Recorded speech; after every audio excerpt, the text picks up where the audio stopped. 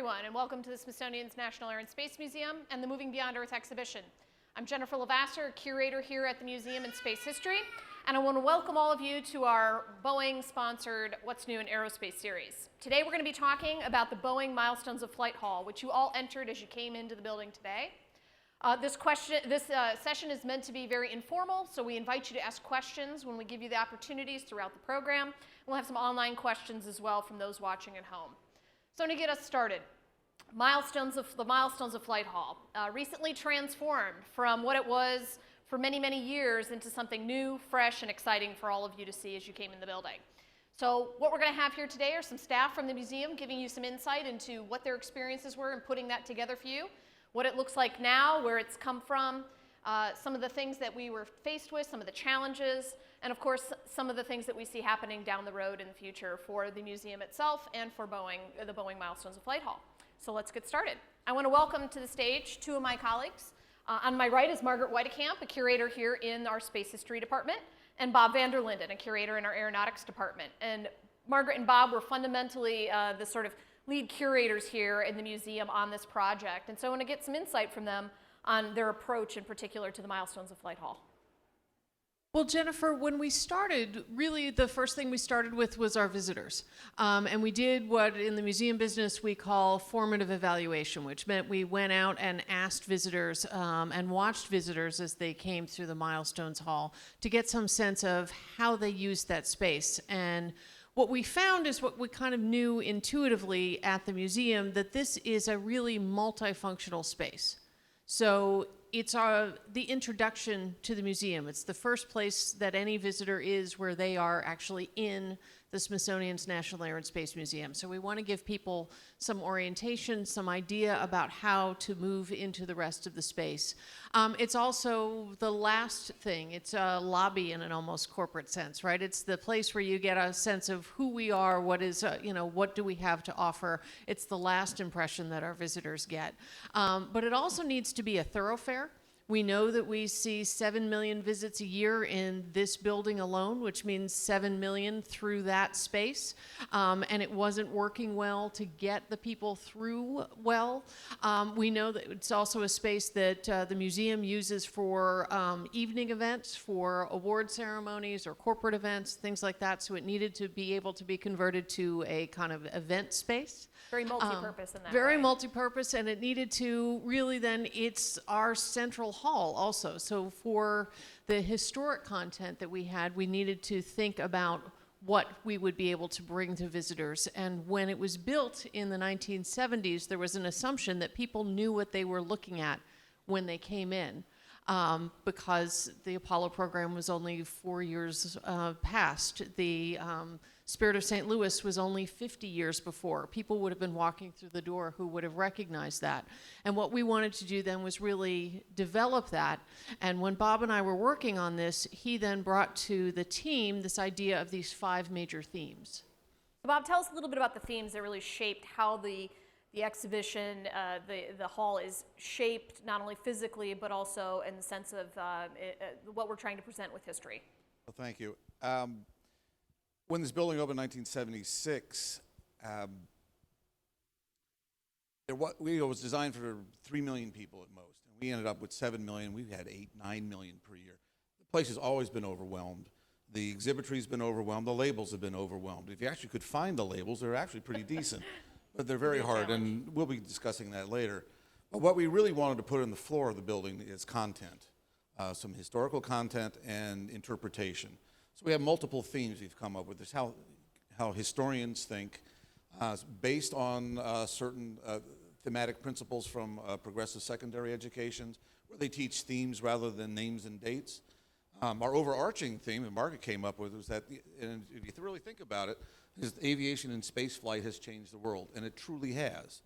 And the secondary theme of that is how we want to ask our visitors, how do you think aviation and space flight has changed your world?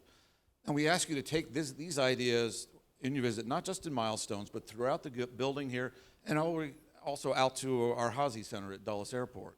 But guiding us in our 5 themes, more specifically, of course, one is science and technology. We are a technology museum, first and foremost.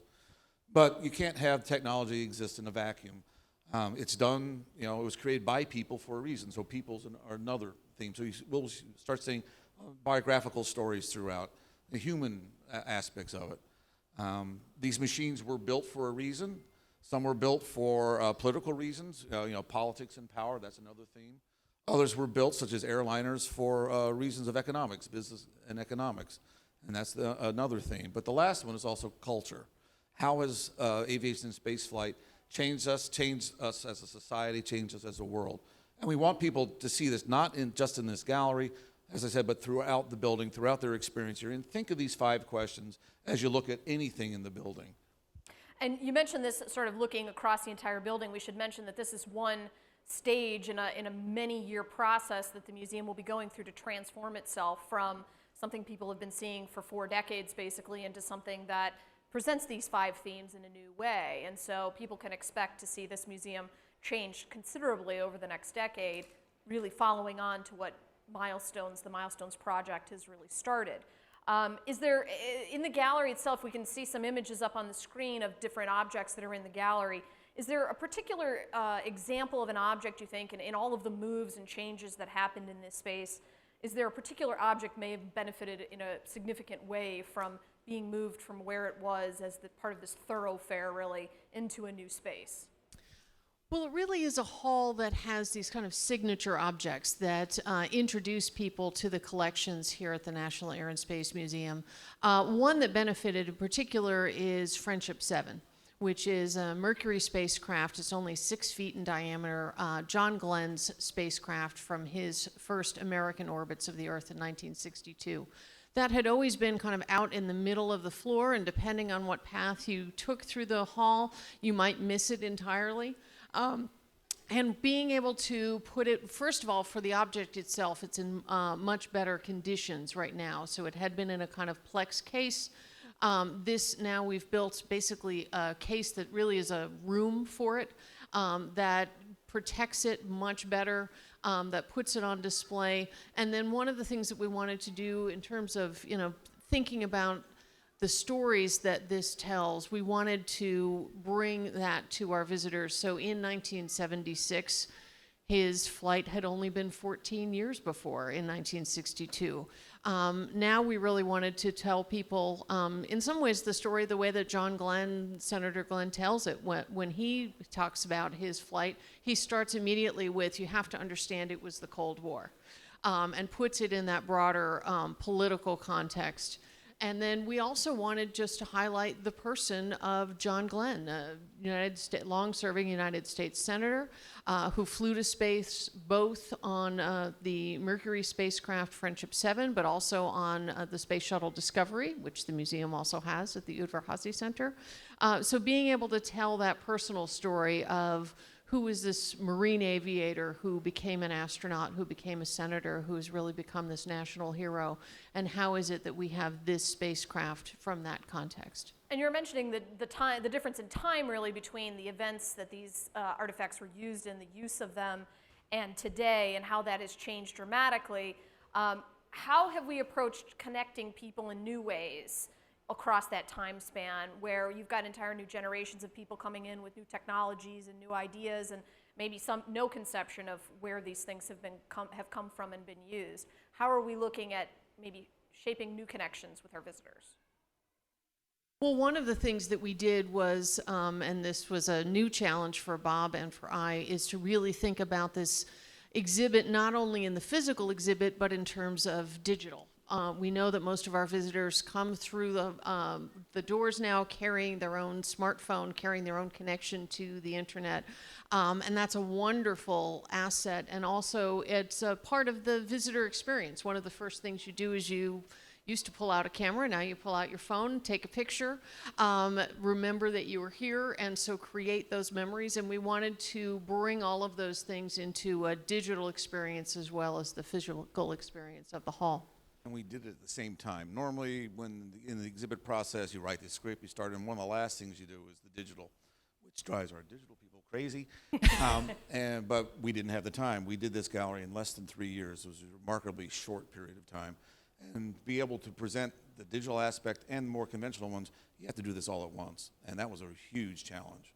And it's a juggling project for the curators then to think about, what stories are best told using video or online or on an app, what stories are best put in front of people in a print form so that they're on the label for everyone to see, what are good ones that people are going to want to go home and experience things outside these walls. We found actually, we hope it's quite successful. You can only put so many things, about 5 labels on one of the exhibit panels there. But through the web and other aspects, you can get deeper in it, even on your cell phone. If you really want to dig deep, we have the information there for you. Great. Well, that gives, I think, our visitors here a little bit of sense of where things started. If anybody has questions, please feel free to step up to the microphone and we can take them here. We're going to start out with an online question first. Plenty of the exhibits change in Milestones as time goes by. So are there any particular, obviously we've got large artifacts in there, are there smaller artifacts in the exhibition that will shift and change and maybe present new themes? Well, no exhibit is etched in stone. It will evolve over time. We have deliberately incorporated we don't call it a temporary space, do we? But we have rotating case. A rotating the case does case. not spin. No, the materials change. Oh, that would be nice. But that way we can introduce new material every 6 months, every year or so, just to keep it fresh. But the Milestones are, pretty much standard. But this will give us an opportunity to move new stuff in and out. So no gallery ever stays put. For the inaugural exhibit, we have a collection of Sally Ride's artifacts that are part of a collection of both Dr. Ride's papers as well as physical artifacts that came in after her death in 2012, and so we were able to put those on exhibit. We've talked about possibly some ballooning artifacts going back to as far as the 1780s that may come into that collection in the future. The museum has acquired papers and materials from Arthur C. Clarke. That's the kind of thing that could go on in the future, and it's a nice way for us to be able to have a space where we can feature a new collection. So we've, and I'll ask a question since we don't have anyone at the microphone, but a question for you, Margaret, just to tell our visitors a little bit about your personal experience with this. What's been one of the most, let's say, media-intense experiences for you? Margaret is our, excuse me, is our curator of the Starship Enterprise. So tell us a little bit about sort of the process going into putting that back on display, because it may not seem to many people like that is a milestone of flight. That is one of the questions that we get. One of the pieces that we added to the Milestones of Flight Hall, in addition to 2 prototype jet engines, was also the 11-foot studio model of the Star Trek Starship Enterprise. And the argument for putting that in the south lobby of the Milestones of Flight Hall was really that imagination and inspiration have been really important themes for this museum since the 1970s. They've been a part of the collection here at the National Air and Space Museum for decades. And if we were going to come up with one object that really was a signature piece for imagination and inspiration, I couldn't think of a better one than the Star Trek Enterprise. I think many of us would agree with you. We're going to go to an audience question next. How many people did it take to build the new Milestones Gallery? How many people are in the museum? It's a tremendous team effort. There were 4 different curators, Alex Spencer and Paul Ceruzzi, as well as Bob and myself. We were working with exhibit designers, a whole conservation team that was working on putting all of these objects together. We have a really crack collections staff who were working on the actual hanging and moving of all of these objects, keeping track of all of the literally moving pieces of this, and then working with architects and case designers. Our exhibits technology staff did the lighting and the electronics for this. We were working with digital and new media about thinking about the development of the wall, as well as the app, as well as the website and interactives. So I'm going to leave people off, but Well, that was Hundreds of that, yeah, presumably. Advancement this way. One thing you learn when you do an exhibit is that it starts off with a very small core, and 3 years ago it was basically Margaret and myself, and by the time you get done with it, just about everybody in the building has touched it in some way.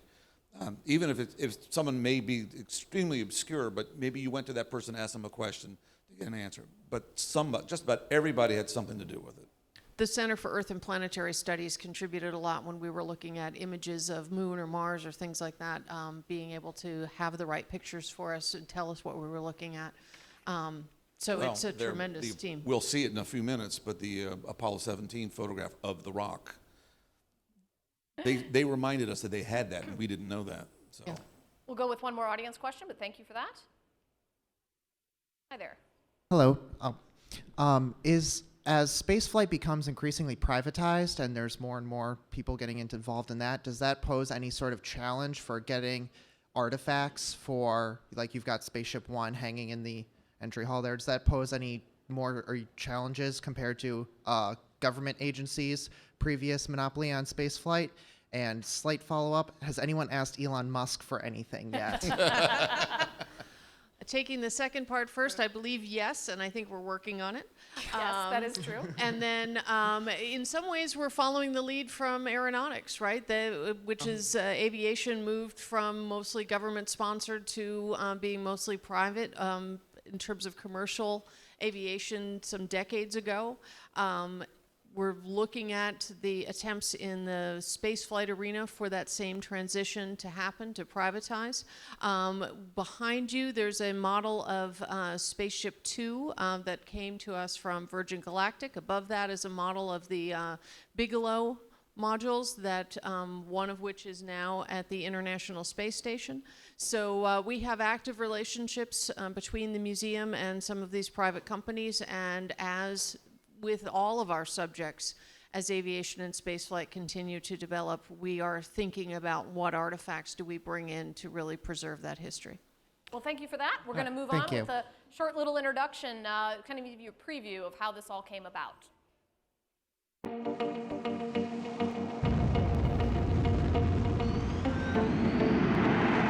Since 1976, the Smithsonian's National Air and Space Museum has displayed the most renowned collection of historic air and spacecraft in the world. More than 60,000 artifacts that bring the rich history of flight to life. That's one small step for man, one giant leap for mankind. Now, thanks to a $30 million donation from Boeing, the museum's main attraction, Milestones of Flight Hall, will undergo a 21st century transformation. Iconic symbols of amazing discoveries that span the aerial age to the space age and beyond will show how these events connect to one another and reveal untold stories of the people who helped make history. John Glenn's Friendship 7 spacecraft, Charles Lindbergh's Spirit of St. Louis, revolutionary turbojet engines, and Telstar, the first communications satellite in space. Completed in time for the museum's 40th anniversary in 2016, visitors will experience a dynamic interactive display, melded with an integrated mobile experience. More than 7 million people visit the Air and Space Museum every year. Soon, they'll be marveling at an exhibit like no other. This is where history is preserved, for the pioneers of the past who advanced our world, and the explorers of the future who will transform it for generations to come.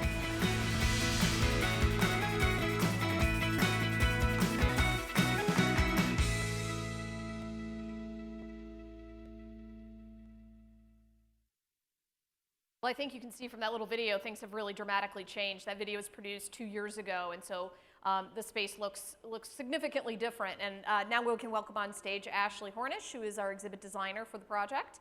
And we'll talk a little bit about sort of where you fit into this picture as far as moving things around and redesigning this space to really be modern and new and fresh and really take us down the road for decades to come, presumably. What were some of the overall challenges? Tell us a little bit about some of the overall challenges that you faced in dealing with this project. Well, if you can imagine the original Milestones of Flight Hall before the renovation, you come through security, you pick up all your bags, you have your kids, and by the time you kind of think about it, you're in the middle of Milestones and you've already passed the moon rock, you've passed the Gemini and Mercury spacecraft, some of the most important things in the space, and you can't figure out where to get a map because you can't see the welcome desk because the Apollo command module's in your way. You can't find any of the labels, and you're kind of flying around the space like a pinball. So we thought a lot about the problems with the original space and how we could improve them. I think everyone in our design department over the past decade had thought, of ways that we could improve Milestones, but we never had the money to do it. Everything was kind of piecemeal over the course of the 40 years that it's been open. And so luckily with Boeing, we had the opportunity to really think about the best way to do Milestones. And so the new space that we designed put everything along the sides of the gallery. And that did several things for us. It allowed better sight lines, which now you can see this beautiful welcome center desk that we have. We can see the new interactive wall. We can find, the visitors can find labels more easily. They're right next to the objects. And it just had more clean look to it, and it just really opens up the space for special events, as we mentioned before, and just help the visitor move through the space.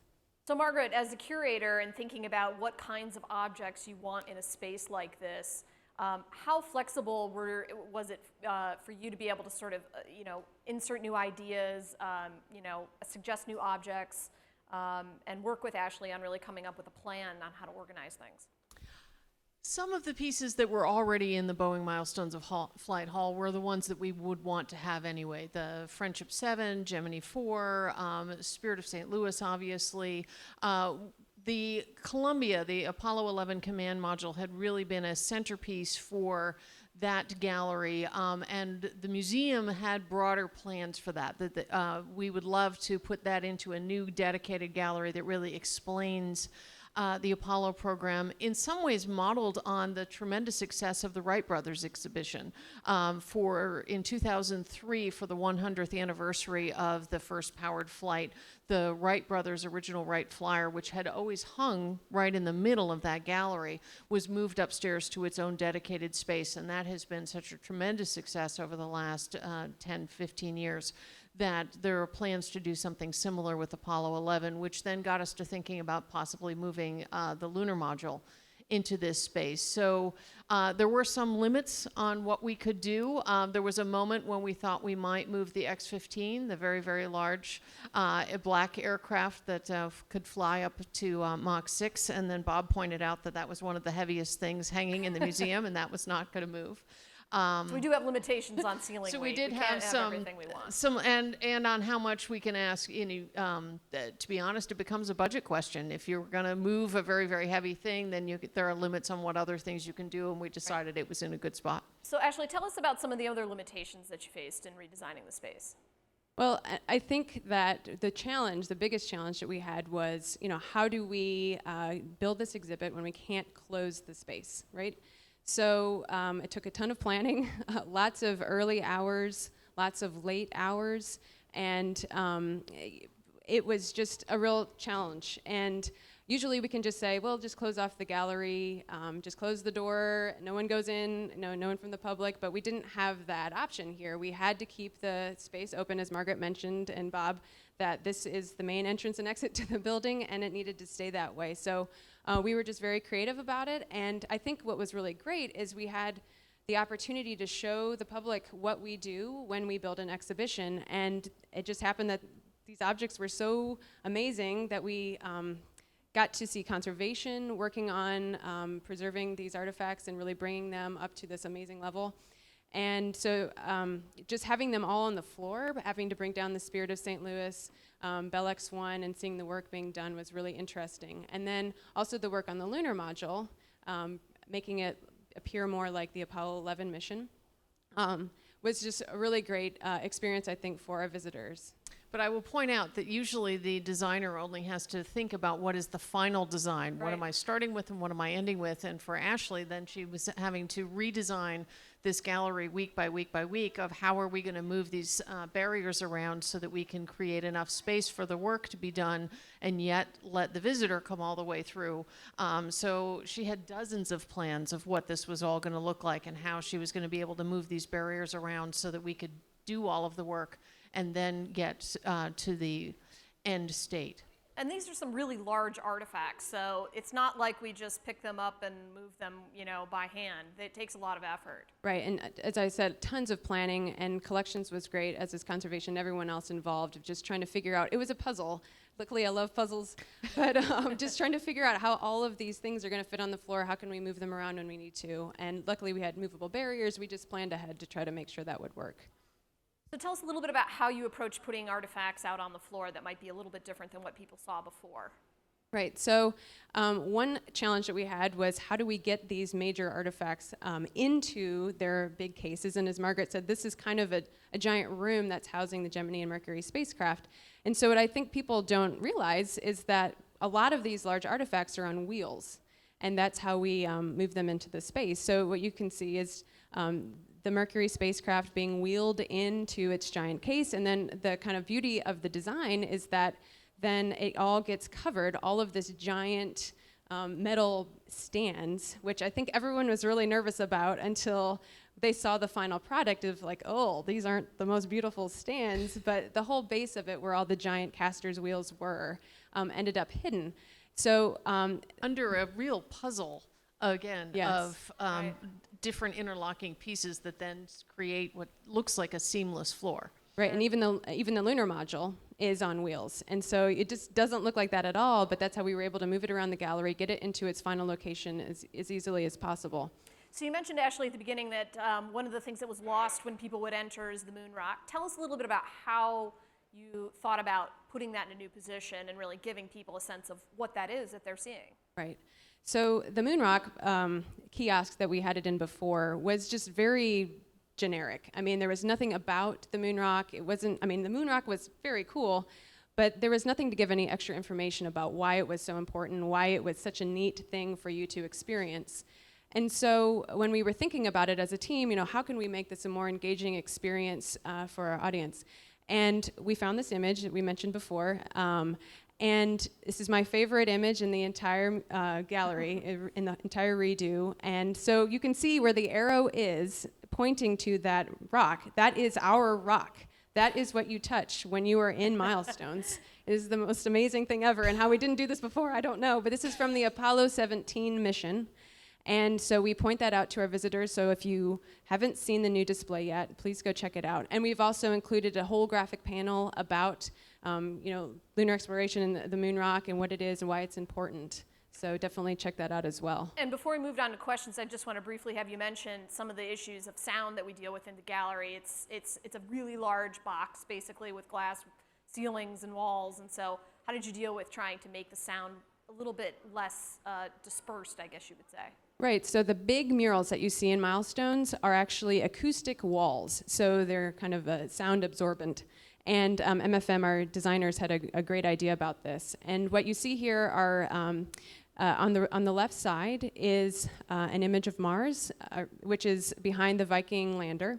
And that was created from Viking orbiter data by Andy Johnston, who was one of our former geographers in the Center for Earth and Planetary Studies. He's now vice president at the Adler Planetarium. And it just has an amazing amount of detail if you get close up to it. It's really great. And then the center image is the moon. But it looks a little bit different than the images of the moon you might be used to, and that's because it's made of radar data from radio telescopes in Puerto Rico and West Virginia. And Bruce Campbell, who's the chair for the Center for Earth and Planetary Studies here, created this just for us from his research that he's doing right now.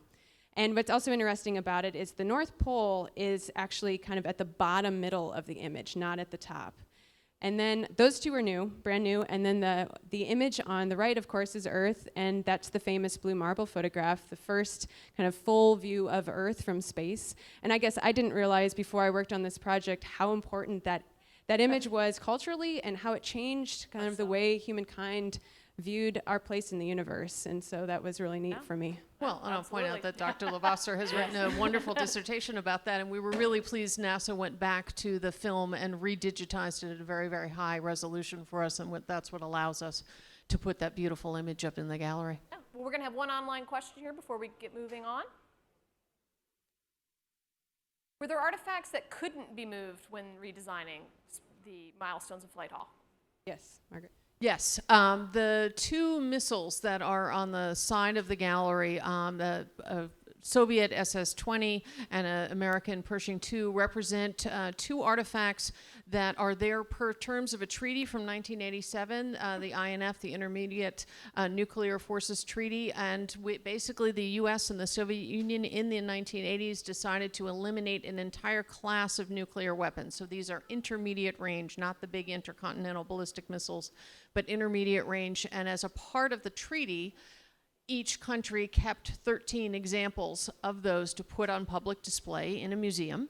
We are one of those museums. And so the exact location of those in latitude and longitude down to the second, which means to the 100 feet north or south or 80 feet east and west, is registered with the Pentagon, the State Department, and the Russian government. And so that was something that just the team decided, we're not going anywhere near that. Yeah, we're gonna, probably better to move on from that. They stay exactly where they are. I think to the point where we literally put flooring up around those rather than picking them up, moving them, and redoing the flooring under them. Wow. Well, some serious things to consider when moving artifacts, obviously. Well, thank both of you, and we're going to move on to another segment, but here's a short video introduction of what we'll talk about next.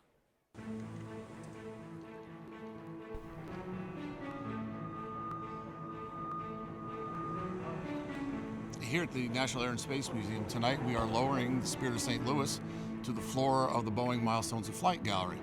And we will give our visitors a wonderful opportunity to see this remarkable aircraft up close in a way that normally they will not have a chance to. So it's a very rare opportunity. The Spirit of St. Louis is one of our most significant artifacts.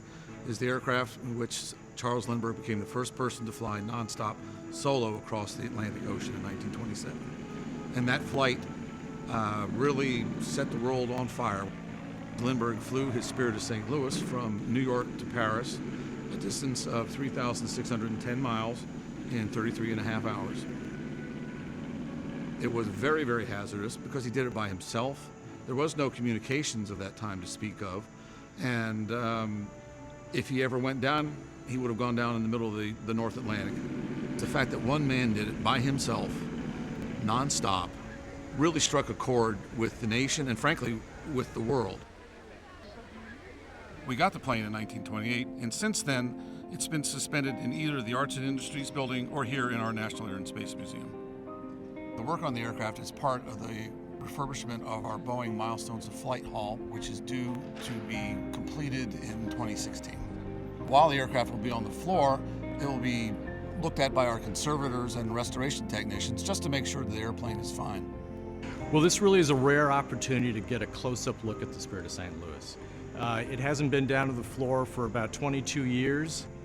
My primary concerns are the condition of the fabric. We're noticing tears in the fabric.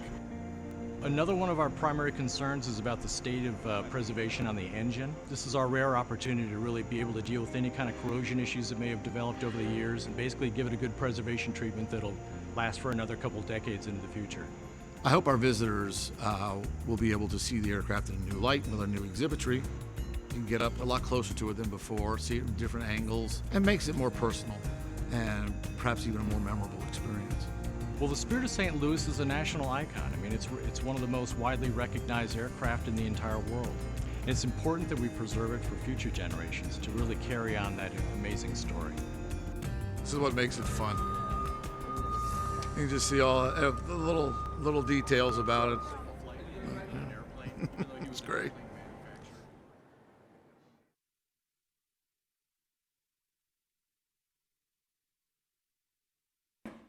Well, I want to welcome Bob back to the stage and also welcome Malcolm Collum, our chief conservator, who you saw in the video here.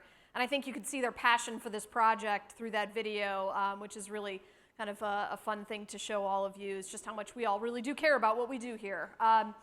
So let's talk a little bit about the Spirit of St. Louis as a case study in this space that people have been traveling through today. Bob, talk a little bit about not only the history of the aircraft itself, but about sort of your philosophy and what you were thinking about in looking at the aircraft anew on the floor and putting it into this back into this gallery, this exhibition space. Thank you. First off, you can tell we have the best job in the world, period, and certainly have a lot of fun when we're doing it. The Spirit obviously is one of our most important, iconic artifacts, and we want to do our best to take the absolute best care possible, keep it around in an original form as long as possible. We got it originally in 1928, and it's basically been untouched. We brought it down in 1992 because we were kind of concerned that there may be some corrosion issues, particularly with the engine mounts, and particularly with the fuselage. It's a steel tube fuselage.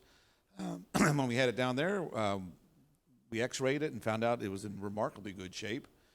But I've been here a long time, and when Malcolm mentioned it was been 22 years, to me it was like yesterday. And so in 22 years, Lord knows what may have happened to it. It's been in the same place, but it's been in the sunlight. I hate to say it, it's been, some water has dripped on it from time to time. And the fact is, it was built in 1927 and built in only 2 months. We really don't know the condition of the aircraft until you really take it down and take a look at it. And this is one airplane we have to get right, and we want to keep it as close to perfect as humanly possible. So Malcolm, some of the terms that we hear talked about in terms of working on these artifacts are preservation, restoration, conservation. Tell us a little bit about the philosophy going forward on a milestone object like the Spirit of St. Louis, what approach you were taking.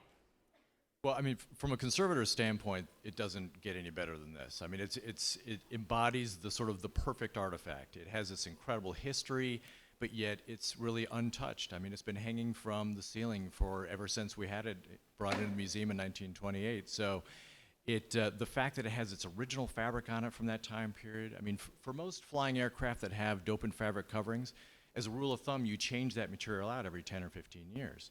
So to have this fabric still intact is it's nothing short of a miracle. So the big challenge from my perspective is to carry on that legacy of perfect preservation.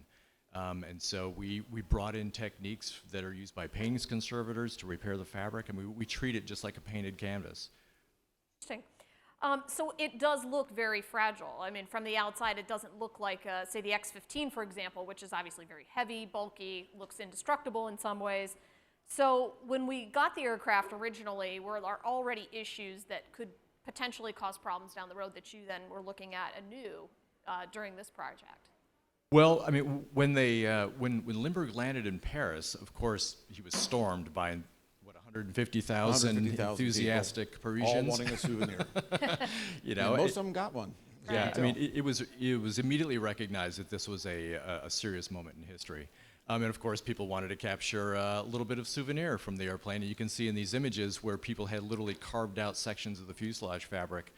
And the Ryan emblem on the rudder on the right-hand side is still missing today. And so at one point, they initially thought that they could patch the fuselage and get away with that. And then later on decided to just completely recover everything from basically the cockpit back to the tail. So that's all French linen. Whereas the rest of the aircraft is the original cotton fabric from the Ryan factory. So in addition to the damage that's sustained at the airport in Paris, he then flew on to Brussels and then landed in an airport just outside of London, at an airport called Croydon. And there he had the same situation where thousands of enthusiastic visitors rushed the airplane, and one of the visitors damaged the horizontal stabilizers, and that's the damage that you see right there. You see this distinct difference in the type of tapes across the leading edge. You can see some stitching there, and then the tapes across that ridge there. Those are all repairs that were made while it was in London. So one of the most distinctive features I think everybody recognizes on the Spirit of St. Louis are the engine cowling panels that have all these great flags and things on it. And here's a shot you could talk about a little bit. When you brought the aircraft down, you removed the panels. Tell us what you learned about them, their appearance then and their appearance now. Well, there were a number of things that were concerning us from the previous observations before we actually got it to the ground. One was the fact that some of the paint was flaking on some of these emblems. So each of these emblems represent different stops on his goodwill tour down through Central and South America into the Caribbean. And so it was very important to try to keep those things. But we knew that at different venues, a different artist was brought in to paint their national flag and write something on there. So they used different types of paints. And of course, paint on bare aluminum is not a good surface that has good adhesion qualities over time. So that was one of our primary objectives, was to try to save these original flags. We also have this issue with this yellowing on the cowling panels. So that decorative feature that you see on all the panels, that's called engine turning. It's sort of a popular decorative feature that you saw in a lot of things at that time period. It was a way of hiding the machining marks and hammer marks from forming the panels. And so for the longest time, the museum thought that, well, that must be a coating, maybe a linseed oil that was put on during a previous repair attempt. But then we realized after analysis that that's an original coating.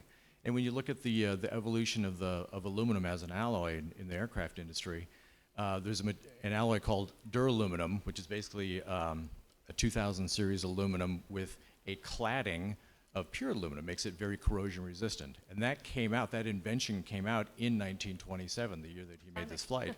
So chances are he did not have this alloy on these cowling panels. So it's just sort of a rule of thumb that any bare aluminum on any sort of manufactured item would have a clear protective coating on it to prevent corrosion. So how did they get the yellow to go away? How did you clean it? Well, and that was the biggest fear too. So if you look at the upper image here, you can see how the panel looks in just normal daylight. And then when you look at it under ultraviolet light, organic coatings will fluoresce. They'll transmit another light wave after they've been exposed to fluorescent light. And metals do not fluoresce. So what you're seeing, all the purple there, is basically bare metal that is reflecting back the UV lamp. So it really illustrated that there were a number of layers on there. There was a base coating of lacquer put on there, and then some of the flags were given a protective coating after they had been painted. And you cleaned it with what material? Because I think everybody how do we clean things? Because people walk around their house dusting with Windex, all kinds of end dust, whatever it is. We don't use those kind of products. Very what do we scientific. use to clean Yes, things? yeah. Very Well, I mean, scientific. in the conservation world, we call it mild enzymatic solution, and what it really is spit, because it is a mild enzymatic solution. It's a great way to remove just basic grime off of surfaces, and it's been a long-standing technique used by paintings conservators. We did use some mild detergents here and there, but basically most of the discoloration that you saw on the panels was just from atmospheric accumulations from the 7 million visitors that we get every year. So when you had the aircraft down, were there any particularly interesting or new discoveries you made while it was available for you, and probably won't be available for a while to come? Well, as with any sort of artifact that we bring into the lab or work on downtown, before we lay hands on something, we do in-depth analysis. We try to study what we have here. We do the historical analysis. We communicate with the curators that know the specific history of that artifact. It's really the best part of my job, is that every project is a completely new thing to learn about. And I came across a reference where I guess the manager of the airport in Paris had made a reference that the oil tank had a 20-millimeter split in it, and he was very startled by that.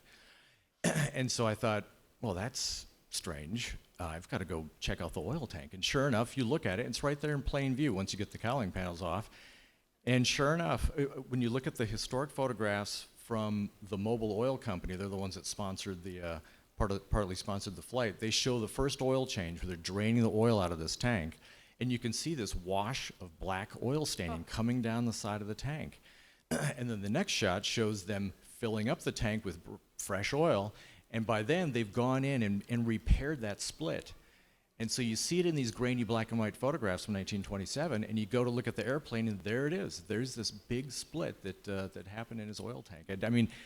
It's sort of a brush with catastrophe. Thankfully, he did land with enough reserve oil in his engine, so it really wasn't an issue, but it still is a pretty close call. And you had one found object as well, something that you didn't expect. Yes, and that's another great aspect of my job, is that whenever you look at something that hasn't been observed for decades, sometimes even centuries, depending on what the object is, inevitably you're going to find something that hasn't been brought to light before. And so for the Spirit of St. Louis, this rare opportunity to have this object on the ground for close examination, there's some folks out west that are building a replica of the Spirit of St. Louis, and they came out and they wanted to get accurate dimensions and good photography.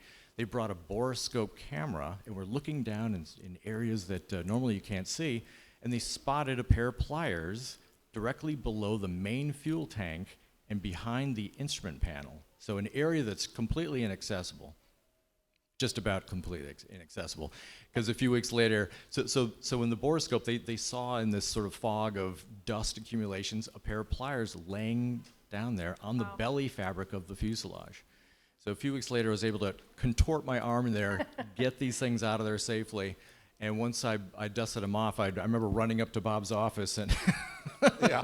Look what I found. and showing that, hey, Just look but when. Where are they from? Yeah. yeah, I mean, it was clearly evident that these were old pliers, and the fact that they had this grayish-green paint applied to the handles, which matched the paint that's on the oil tanks, the fuel tanks, the airframe.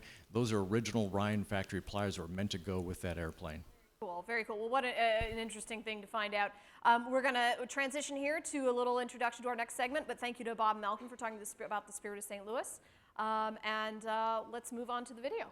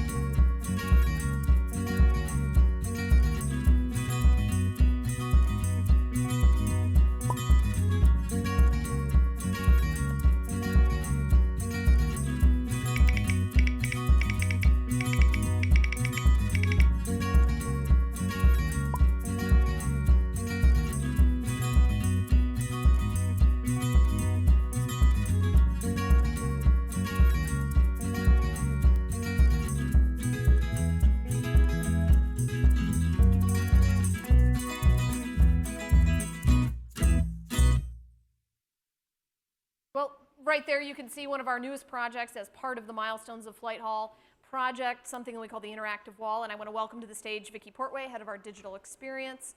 And of course, welcome back to Margaret. Margaret, you were one of the stars of the video, so you've gotten yourself very involved in this project. But talk a little bit about what it meant to, and you mentioned it a little bit earlier, what it meant to sort of bring the digital into your thinking about how it is we present history here. Well, we were really excited about the potential that we get with this interactive wall, with the app, with being able to create some special videos that explain some of our content, and able to bring this real story-based approach to our website. And Vicki really was the brains behind thinking through what that strategy would be, not only for the Boeing Milestones of Flight Hall, but then moving us out into the rest of the museum experience in the building and outside. So Vicki, tell us a little bit about where this app and interactive wall project originated. Well, it was really an opportunity along with the exhibition project to rethink the way that we're doing interactive technologies in the exhibition space, as well as how do we transition that to online and engaging people wherever they are, whether they want to come through the website or use mobile devices when they're here or off-site. You know, thinking about the devices that we use every single day and how we communicate with our families and friends, and then sharing our compelling stories in a way that really gets people excited and wants them to stay connected with us. So the physical wall is actually just the physical piece of that broader interactive experience across all of our digital platforms. And it really was about rethinking how we tell these stories to make them as stories, right? If you got stuck in the gallery with Bob or me, we would talk your ear off with stories. And we can create a little bit of that in a more manageable sense through some of these digital technologies.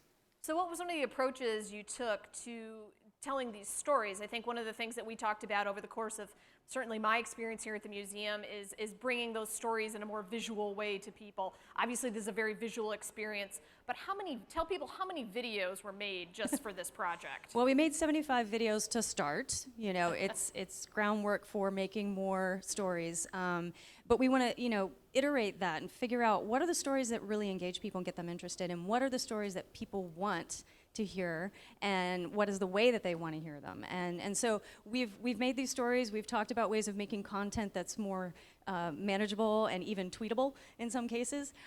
So we want to present these in a way that are really engaging for people and correspond to their own interests, because we want to make it a much more personalized experience and give people control over what kinds of content they want and when they want it, make it more relevant to their experience in their lives today. We're able to change the content very frequently. So if something new happens, like last week we had the Apollo anniversary, and we were able to put things up on the wall and online, introduce new stories that related to that anniversary and that mission. When Juno made it to Jupiter, that same day we were able to put something up on the wall and get people thinking about what does that mean? How does that change my world? Along with the major theme of the gallery.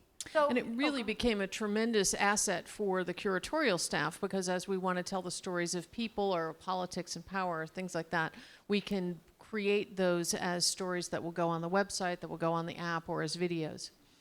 So if people are here in the museum itself, they can obviously interact with this wall, but is there some part of this that makes it possible to kind of carry that experience on? Or how do these things sort of interrelate to what we're trying to develop with our visitors overall?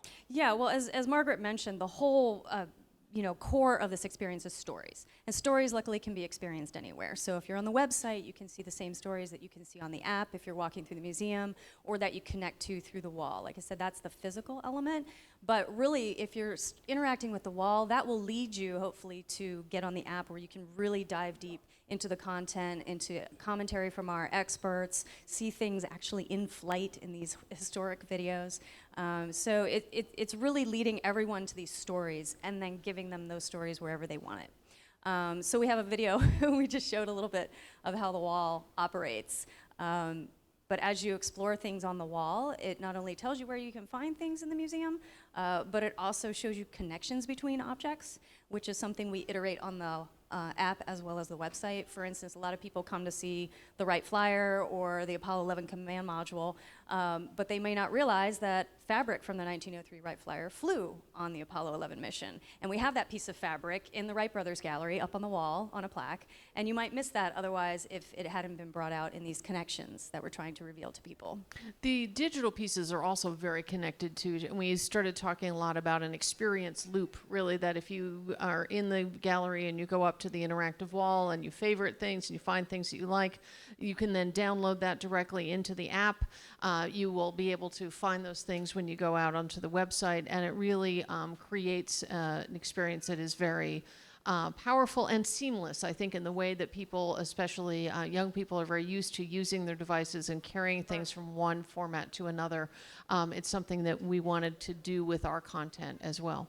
Vicki, you mentioned this is going to be an iterative process. This is something that will continue to change and grow and be shaped over time, especially based on the input of our visitors. How much has the project changed from the very beginning, though? A lot. I mean, we had a very clear vision of what we wanted to do with the app. I think the website kind of evolved based on other projects that were happening in parallel, but the wall really changed and morphed over the period of this project, and everything converged very nicely. And it's really set this foundation for all the transformation that's ahead for the museum. We're going to be doing all the galleries in the museum, and this story strategy will sustain through that. So we're really excited to see it grow and expand, and continually add content and then share that content with people who want to remain engaged with us through the app. You can get little notifications anytime a new story comes up. So we want to remain, constantly talking to visitors and hearing what they want and really responding to that. Well, and that broader argument that we're making in the central hall, that aviation and spaceflight have transformed the world, that it touches your lives in all kinds of ways that you don't think of as aviation or spaceflight stories, whether it's fresh fruit in the middle of the winter, or seafood away from a coast, or just the idea that you're going to navigate your car using a constellation of satellites while you're also getting satellite weather on your phone. Mm-hmm. All of those things are really aviation and spaceflight stories, and the transformation of the museum as a whole is going to allow us to develop from this very introductory argument that we could do in Milestones into 20 more galleries where we can think about globalization, or we can think about space race, or we can look at aviation and warfare, and really think about all of the different ways that aviation and spaceflight, for good or for ill, have really changed how we live and touch many parts of our lives on a day-to-day basis. So how do people get the app, Vicki? So you can go to the iTunes store and download the app for iPhone. We'll have an Android version coming soon. And obviously you can go to the website and enjoy the stories there, and interact with the wall if you haven't already. How many didn't see the wall when they walked in? You kind of can't miss it. Okay. kind of big. It's 200 square feet. 200 so. square feet of interactive surface. So yes, enjoy. Well, I think we'll take an online question first, and if any of you here in the room want to ask a question about this project, feel free to step up to the microphone. But we'll go to the online question first, I believe. So, are all of the museum's artifacts in the Interactive Walls database? It's a really good question. So we display on the wall only the things that are actually in the museum and on display. Obviously, there's many, many more artifacts that we have in our collection that are not on display. And so we didn't want to mislead anyone with giving objects that they can't see here. So we've limited the wall just to things that are on display. But if you go on the website, you can search through all of the records that we've made available online. And right now, it's about half of the full collection can be perused online. We have one more online question. Was there an artifact that you wanted to include in Milestones but couldn't? Margaret. Well, this really is a museum of milestones, and I'm stealing that line from my colleague Bob. I think it is then an introduction. So obviously the Wright Flyer started in this, the museum was built with the idea that, you know, everything literally and figuratively radiate out from that American invention from 1903.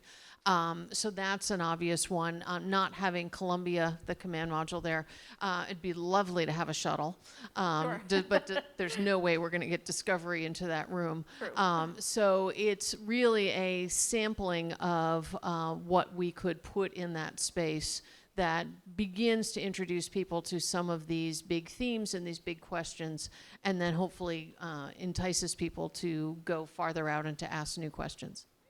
Well, thank you so much for that. I want to thank all of my colleagues from the museum for joining me today. Thank you to our sponsor, Boeing. And thanks to the audience online and here for your questions. And as we close, I want to just give you some scenes to look at from the reopening of the Boeing Milestones of Flight Hall back on July 1st for the museum's 40th anniversary. 54,000 people joined us that night for the opening, and I want to thank all of you. Have a good afternoon.